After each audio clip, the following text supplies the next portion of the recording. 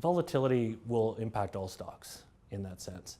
And as I mentioned earlier, the global mid-smalls are 200 basis points less volatile than domestic mid-small caps. But I think what we do find is that that volatility creates opportunities for fundamental investors like ourselves. When you think of our businesses or a lot of the small caps that we've talked about, they have businesses that have business drivers outside of a lot of the economic cycle. They have drivers like 5G, autonomous driving, machine learning, bandwidth growth, solving big company problems that really isn't levered to economic growth or where we are in the cycle in that sense.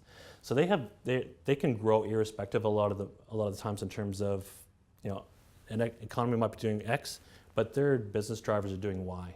And a great example I have in terms of anecdotal evidence of that is bandwidth growth. I remember this was shortly after the GFC, a couple of years after the GFC. I was at a conference and the CEO of Telecity put a chart up, and it was a chart of bandwidth growth or internet usage. And he said, show me where the GFC was. You couldn't see it. It was a straight line up to the right, And because of that demand profile, the companies involved in that space, they didn't go backwards at all. They kept growing strongly through that cycle. So volatility is going to be there no matter what. You just need to know, is it volatility for the right reasons?